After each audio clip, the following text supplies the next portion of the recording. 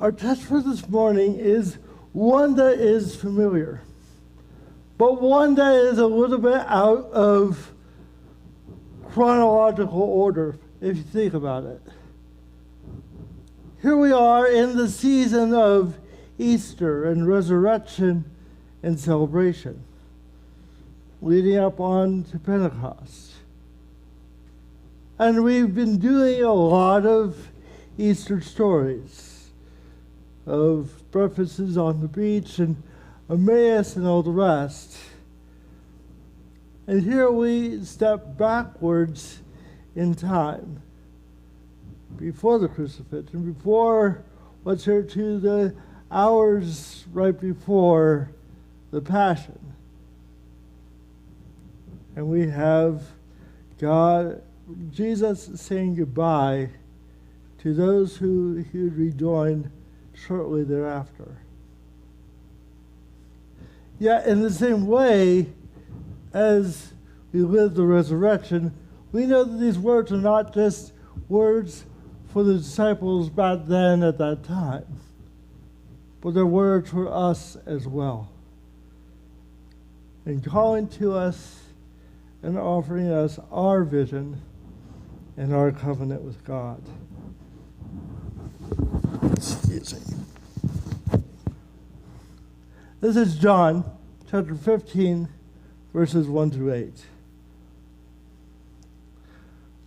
I am the true vine, and my Father is the vine grower. He removes every branch in me that bears no fruit.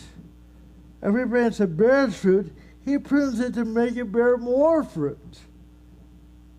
You have already been cleansed by the word that I have spoken to you. Abide in me as I abide in you. Just as the branch cannot bear fruit by itself unless it abides in the vine, neither can you unless you abide in me. I am the vine. You are the branches.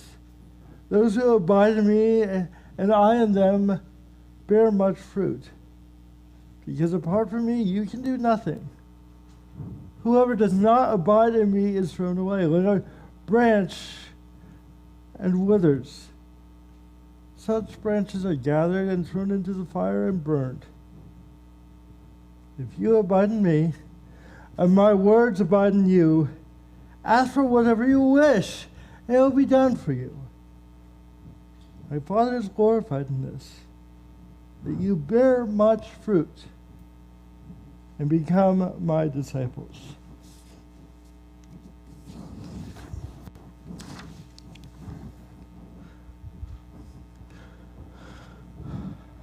I wonder, when is the last time that you had an opportunity to bear witness to what you believe? Do you remember it? Do you recall it? Was it a good experience or one that was challenging? Or was it a specific? No. You say that you're a Christian. What does that mean? Or just sort of, well, the conversation went this way, and here and now we are talking about matters of great import.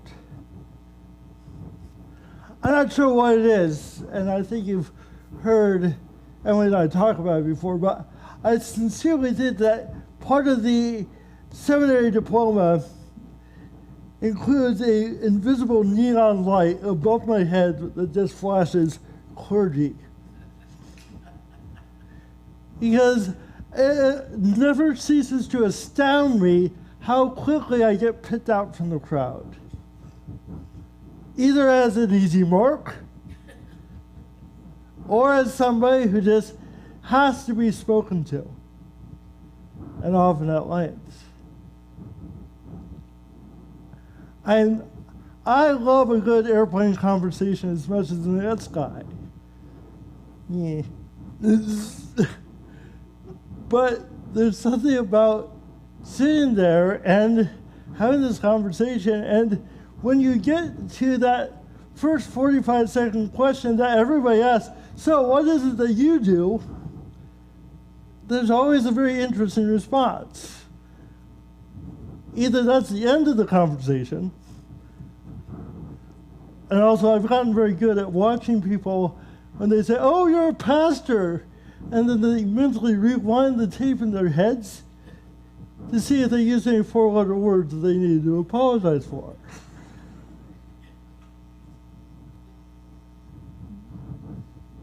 But then oftentimes, "Oh, you're a pastor." And then that brings on the conversation, "Well, what about? Well, what about? Well, what about?" Because seldom do you have a whole dedicated hour where you're built it in place and you have somebody who might have some answers for you, if that happens to be what you're looking for. And for me, that's always a neat opportunity, yes, because, okay, somebody actually wants to have this conversation. But it's also that awkward moment of anxiousness. Because, one, I don't know what they mean by, "Well, what do you think?" Is this an honest question? Is it loaded? Where does it go from here? But then also, how do I do what I need to do and have this winsome conversation while also taking seriously a person and a pain that I know nothing about? But then, of course, there is that other part in our heads, I think in all of our heads, that says, "Aha! Here's your chance. Are you going to convert them or not?"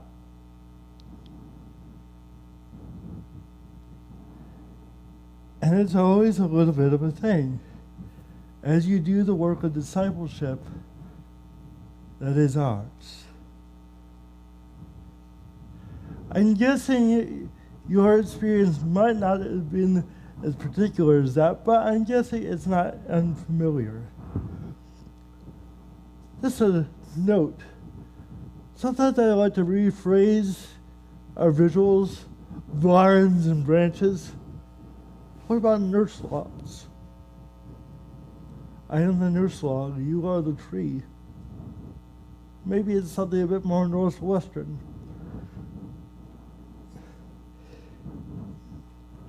By and large, we would rather just not talk about our faith.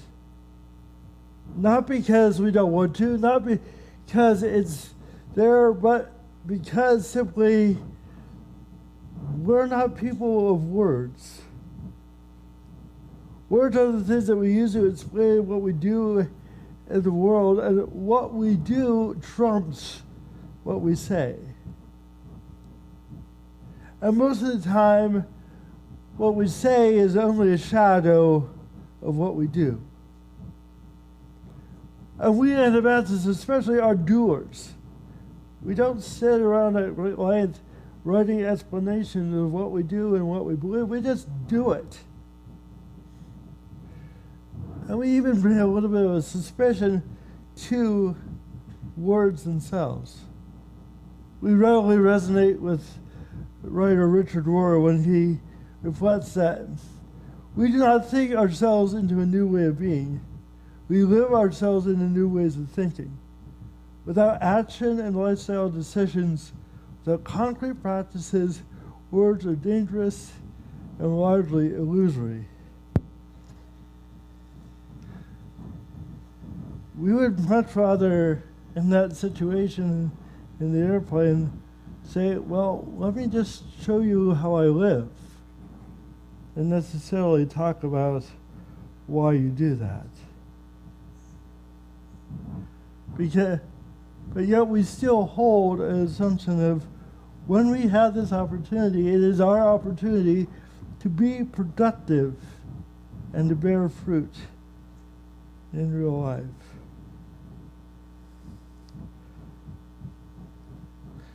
Because that's how we hear this verse.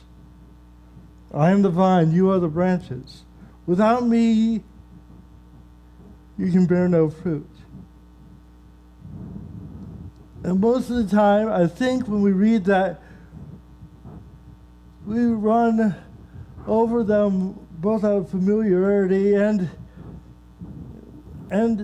out of just assumption, and we rephrase this into, I am the vine, you are the branches.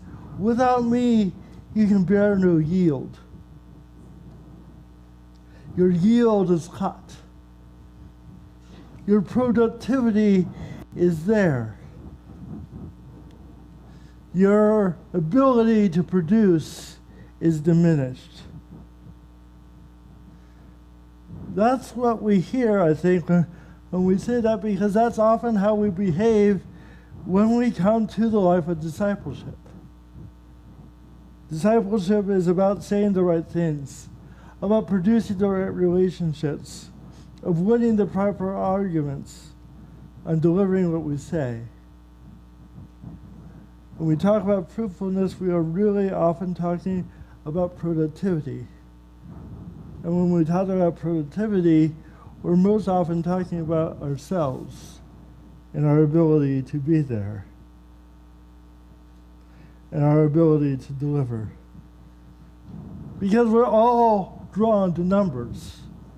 We're all drawn to what things look like in the way that we know them. We watch our membership rise and fall, the intake of the auction, the organization and how it fares. Just even, well, is there enough people to staff all the committees? We do production well because that's what we do in life. And we try to yield an output. And we get worried when that yield starts coming a bit short around the edges. And when the numbers don't keep up. When we feel our own expectations of how to be in and of the Spirit more times than not. But I'd like to correct some of that reading if I could. At least what's here. I think we are called to be fruitful, but not in the way of this productivity yield that we are called to. As Jesus is saying goodbye to the disciples, commissioning them to take up the work that he himself began, he takes the time to make sure that they know that this is not the end. Jesus is leaving them and solemnizing a covenant with them, that they will never be alone, that they will never be without the Spirit, and that all things that they do will be in and of Christ. And of course, the disciples almost immediately forget this, as do we. But that doesn't mean it wasn't important all the same. They forgot this there as they saw what happened in the Passion. And they had to rebuild this and reconnect this afterwards once they then understood the resurrection. They will not be left alone, but will be given what they need to continue in what has already begun. And the resurrection confirms that hope in them. And the task that's left them is that of fruitfulness, not necessarily proliferation as a singular and only aim. So what do we do with fruitfulness versus yielding, or whatever word you want to use? I think that there is a helpful distinction to be made here.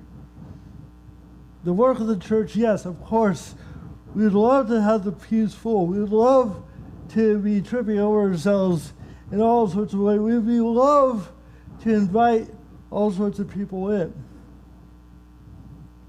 Assuming, of course, that they would then assimilate to our culture and our way of being.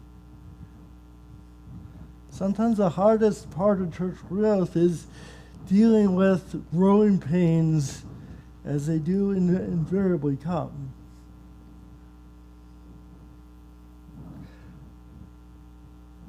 But I think we also would do well to turn our attention to other aspects of fruitfulness that are beyond just the volume of yield.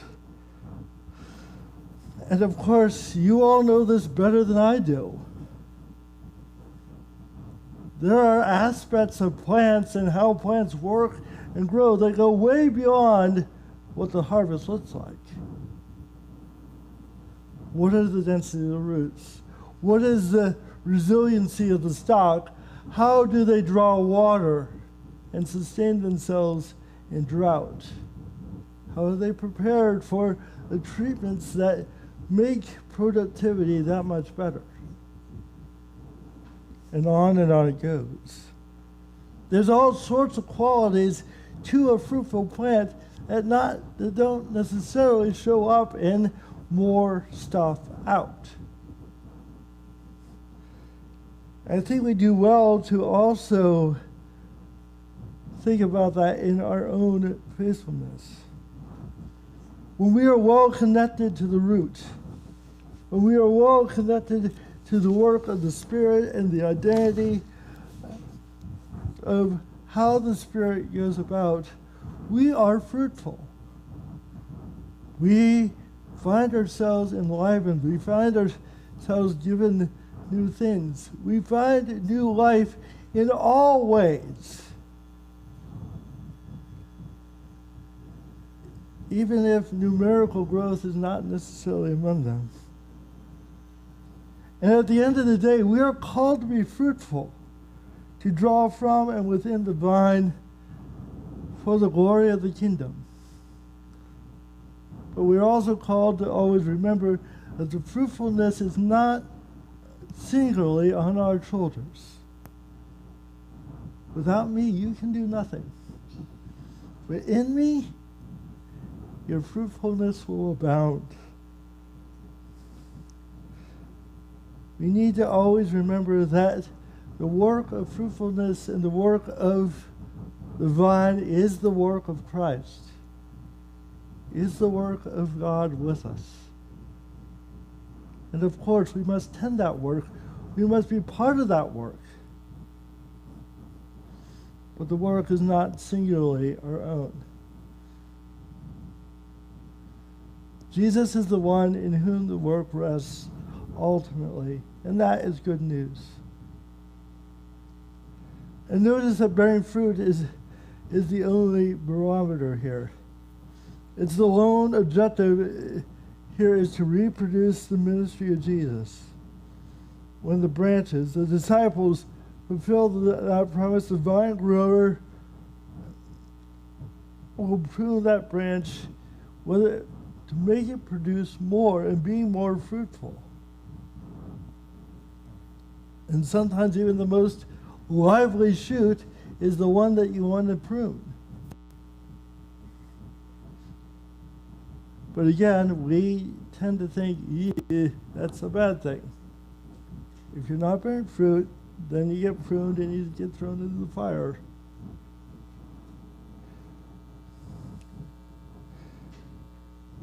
But since when is pruning such a bad thing? I'm guessing we have all had experiences of witnessing what a little pruning can yield and being amazed by that. If you want to witness, step outside and go look at the Carigana hedge. Almost a year to the day, I remember because it was during quilt retreat last year, that hedge got chopped down to just bare stumps. And now here it is again, 4, 5, 6 feet tall, and lush and thick as anything is going to be 10 feet tall by the end of the summer. Pruning did it a lot of good, and the growth is there. And we know that pruning is a part of this. And the pruning is meant to yield more, not less.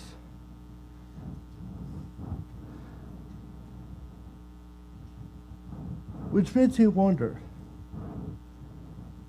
what if this broader season of the church that we are witnessing and living through in these days, what if this is an exercise in pruning? And not necessarily the death that we anticipate. And this goes for all levels of church.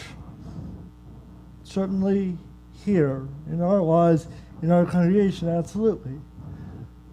But if you go and step out, and if you take us up on our invitation and go to PNMC in June, you will hear just as much and what if and anxiety about pruning going on at that level.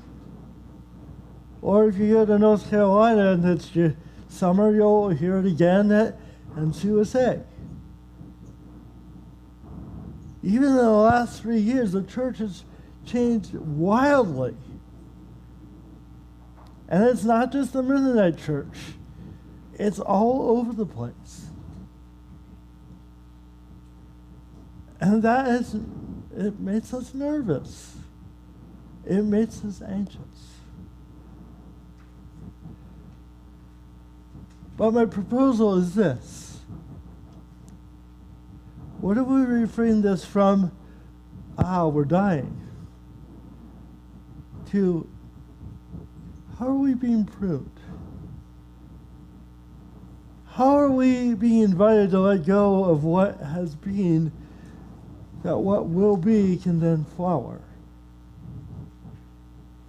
How might we change to adapt to our environment, to adapt to our circumstances, to adapt to what is, trusting that the vine will give its life and give its life fully for the full fruitfulness of the disciples? How might we even allow ourselves to be pruned in the name of letting God do what God does best and bring us into new life and new hope? Because if God is doing this pruning and is undertaking this to make us more fruitful, imagine what we can then bear. What if after all the pruning we find ourselves more robust, more flavorful, more welcoming, more flavored with all that is of the kingdom than what necessarily has been? If we are at a moment where the good pruner is bringing out that which makes life and abundantly so, how do we lean into that? Can we trust it? Are we ready to be pruned and perhaps readying ourselves for something that we can't even imagine yet? Maybe the question for today isn't, wow, what happens next? As much as, I wonder what God is doing here. I wonder where God might be taking us. And of course, pruning is going to be messy. And almost always, as you know, once a plant is pruned, the shoots come back thick and fast, and often in places and ways that we don't always expect. But that doesn't mean that growth is not there, and that growth will come and fruitfulness will be known.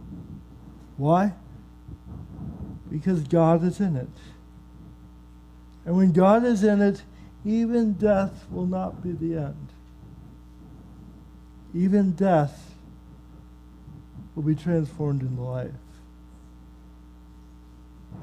The good gardener calls us to the fruitfulness of the Spirit by abiding in the vine. And it's not easy to explain. It's not easy to talk about.